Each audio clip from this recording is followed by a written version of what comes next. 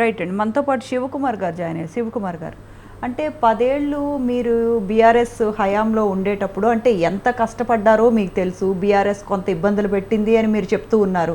అంత కష్టపడి అంత దీనిగా ఉండేటప్పుడు అంటే పార్టీ జెండాలు మోసి 10 ఏళ్ళు అధికారం ఉన్నా లేకపోయినా పార్టీ కోసం కష్టపడిన వాళ్ళని పక్కన పెట్టి కొత్తగా వచ్చిన వాళ్ళకి మీరు మంచి మంచి పదవులు కట్టపెట్టడం కానీ, లేకపోతే ఇప్పుడు మహిపాల్ రెడ్డి గారు కానీ, లేకపోతే ఇప్పుడు కాటా శ్రీనివాసరావు గౌడ్ కానీ, అంటే వాళ్ళ అంగీకారం ఉండి అంటే తీసుకోవచ్చా, లేదంటే పాతగా ఉండే మీ నాయకులను కానీ లేకపోతే కార్యకర్తలను కానీ కేడర్ని కానీ సంప్రదించి ఒకరిని పార్టీలోకి తీసుకుంటే బాగుంటుంది, ఇలాంటి సమస్యలు వచ్చేవి కాదు అన్న విమర్శలు కూడా మనం ఎక్కువ వింటూ ఉన్నాం. అంటే మీరు 10 ఏళ్ళు జెండాలు మోసి పార్టీ అధికారంలో ఉన్నా లేకపోయినా అలాంటి వాళ్ళని విస్మరించారు అన్న విమర్శలు ఎక్కువ వింటూ ఉన్నాం. దీనికి మీ సమాధానం ఏంటండి? ముందుగా స్వతంత్ర టీవీ ప్రేక్షకులకు, మీకు ప్యానెల్ ఉన్న వారికి నమస్కారం. మొత్తానికి ఏదైతే క్యాడర్ మధ్యన ఏదైతే జరుగుతుందో అది నిజంగా కూడా మంచి పద్ధతి కాదు. కానీ కాంగ్రెస్ పార్టీ ఏదైతే అధిష్టానం రాష్ట్రంలో కానీ కేంద్రంలో కానీ ఒక్కసారి ఆలోచించాలి. ఎందుకంటే కాంగ్రెస్ పార్టీ అంటేనే ఒక సముద్రము, ఒక ఓషన్ అనే రకంగా మాట్లాడతారు. కాంగ్రెస్ పార్టీలో కొంచెం స్వేచ్ఛ కూడా ఎక్కువ అనే రకంగా. కానీ కాంగ్రెస్ పార్టీ ఎవరైతే ఇప్పుడు ఫర్ ఎగ్జాంపుల్ రేవంత్ రెడ్డి గారే వేరే పార్టీకైనా వచ్చిండు అనేది చాలా మటుకు ఆపోజిషన్ పార్టీ వాళ్ళు అంటారు. కానీ రేవంత్ రెడ్డి గారు ఒక దిశానిర్దేశం చేసుకొని కాంగ్రెస్ పార్టీని అధికారంలోకి తీసుకొస్తాను, 10 సంవత్సరాలలో టీఆర్ఎస్ బీఆర్ఎస్ చేసిన ఏదైతే ప్రజా వ్యతిరేక విధానాల మీద తీసుకొని ఆయన ముందుకు రావడం జరిగింది, ప్రజలలోకి పోవడం జరిగింది. క్యాడర్ కూడా ఈరోజు ఆయన చేస్తున్న కార్యక్రమాలకు అందరికి సపోర్ట్ చేయడం జరిగింది. కాంగ్రెస్ పార్టీ ఒక సంవత్సర కాలం నుంచి అధికారంలో ఉంది, రైట్. కానీ ఇంకా మిగతా నాయకులు ఎవరైతే ఎంపీలు కానీ ఎమ్మెల్యేలు కానీ వాళ్ళు ఎవరినైతే తీసుకుంటున్నారో అక్కడ మటుకు పాత కాంగ్రెస్ పార్టీ కరుడుగట్టిన కాంగ్రెస్ కార్యకర్తలు కానీ నాయకులు కానీ ఎవరైతే ఉన్నారో వాళ్ళకు మటుకు ఈ మిగతా పార్టీలకైనా వచ్చే వాళ్ళతో మటుకు కొంచెం ఇబ్బందికరంగా ఎందుకైందంటే వాళ్ళు ఏదో కమిట్మెంట్ తీసుకొని వచ్చినాము, మేము ఆ కమిట్మెంట్ మాకు ఫుల్ఫిల్ కావాలి, లేకపోతే మాకే కొత్తగా అటు 10 సంవత్సరాలు టీఆర్ఎస్ బీఆర్ఎస్లో కూడా మేమే అధికారంలో ఉంటాము, అక్కడ ఇప్పుడు అధికారం టీఆర్ఎస్ బీఆర్ఎస్ లేదు కాబట్టి కాంగ్రెస్ పార్టీ అధికారం ఉందని మళ్ళీ కాంగ్రెస్ పార్టీలోకి వచ్చి మళ్ళీ మాకే అధికారం కావాలంటే అది నిజంగా కూడా మంచి పద్ధతి కాదు.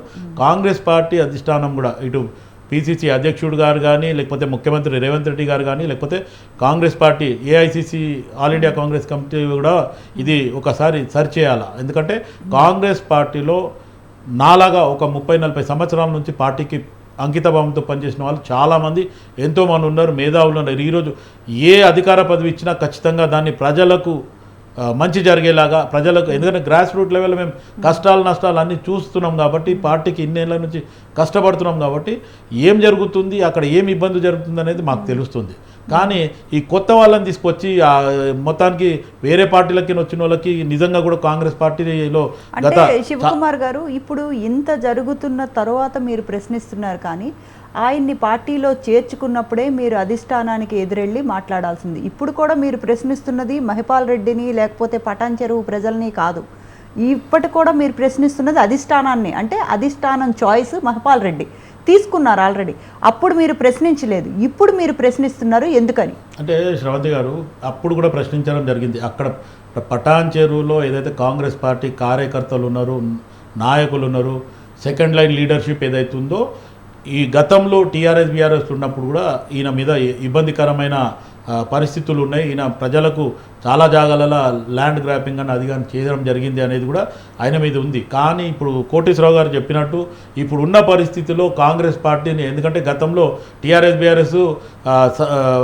కాంగ్రెస్ పార్టీ అధికారంలోకి రాగానే 10 మంది మా వాళ్ళే ఉన్నారు కాంగ్రెస్లో, వాళ్ళు ఉన్నారు, లేకపోతే మేము కూల్ చేస్తాం, మేము అది చేస్తాం. మనం ఇప్పుడు కాంగ్రెస్ పార్టీ ముఖ్యమంత్రి గారు కానీ లేకపోతే మిగతా నాయకులు కానీ మేము గేట్లు తెరిచినామని చెప్పి వీళ్ళు చేయడం, దీనివల్ల ఈరోజు ఇంతకుముందు మీరు అన్నట్టు ఎక్కడ కూడా అపోజ్ చేయలేదని కాదు, ప్రతి దగ్గర అపోజ్ చేయడం జరుగుతుంది. మహబూబ్నగర్లో అయింది, లేకపోతే జగిత్యాలలో జరిగింది, చాలా జాగాలలో జరుగుతుంది. ఎందుకంటే ఇప్పుడు ఒక నాయకుడు 40 ఏళ్ళ నుంచి కాంగ్రెస్ పార్టీలో ఉన్న నాయకునికి కొత్త నాయకుడు వచ్చి టీఆర్ఎస్ బీఆర్ఎస్కి వచ్చిందా అక్కడ ఇబ్బంది జరిగింది అనేది చాలా పెద్ద రభస జరిగింది గత 3-4 నెలల కింద.